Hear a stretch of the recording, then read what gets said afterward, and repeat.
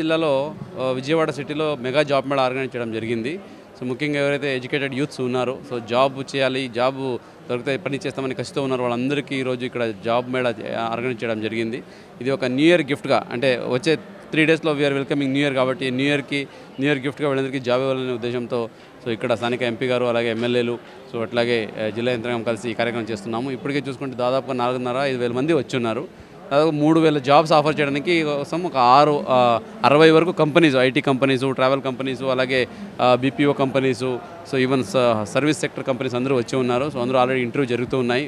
Youths కూడా చాలా ఉత్సాహంగా ఇక్కడ వచ్చి పాల్గొంటూ ఉన్నారు. సో గౌరవ సీఎం గారే ఇది ఏదైతే విజన్ ఉందో, విజన్ 2047 దాని వరకు సో ప్రతి ఇంట్లో ఒక పారిశ్రామికవేత్త ఉండాలి. సో ఎవరైతే ఆస్పైరింగ్గా ఉన్నారో, సో ఏదైతే విల్లింగ్గా ఉన్నారో వాళ్ళందరికీ జాబ్ ఇవ్వాలనే ఉద్దేశంతో ఈ కార్యక్రమం చేపడుతున్నాము. సో దీంట్లో మంచి స్పందన ఉంది, రెస్పాన్స్ ఉంది. దీన్ని ఇక్కడికే కాకుండా ఇక ప్రతి కాన్స్టిట్యున్సీలో ఒకటి చేస్తూ సో ఎన్టీఆర్ జిల్లాలో ప్రతి ఒక్క యూత్స్, ఇంట్రెస్టెడ్ యూత్ ఎవరైతే ఉన్నారో వాళ్ళందరికీ జాబ్ అవకాశం కల్పించే దిశగా అడుగేస్తున్నాం. ఇది వికసిత్ భారత్, గౌరవ ప్రధానమంత్రి ఎవరిలో విజన్ వరకు వికసిత్ భారత్, అలాగే వికసిత్ ఆంధ్ర భాగంగా కూడా ఇది చేయడం జరుగుతూ ఉంది. సో ప్రతి ఒక్కరికి జాబ్స్ ఇవ్వాలి.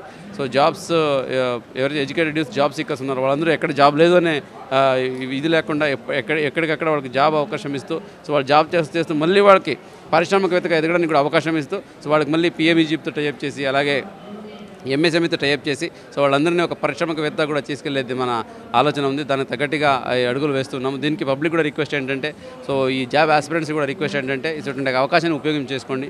అలాగే ఈ జిల్లాలో ఈరోజు వికాస అని ఒక ప్లేస్మెంట్ సెల్ కూడా ఏర్పాటు చేసుకోబోతున్నాం కలెక్టరేట్లో. అక్కడ కూడా రిజిస్టర్ అవుతే మీకు ఎప్పుడెప్పుడు జాబ్ మేళా ఉంటాయి, అప్పుడు మీకు ఇన్ఫర్మేషన్ వస్తుంది. సో వాళ్ళు మీకు ఇన్ఫర్మేషన్ ఇస్తారు. అప్పుడు మీరు వచ్చి ఇక్కడ జాబ్ కూడా పార్టిసిపేట్ చేయొచ్చు, జాబ్ తీసుకొని మీరు పని చేసుకోవచ్చు. ఈ సందర్భంగా తెలియజేస్తున్నాను. Thank you.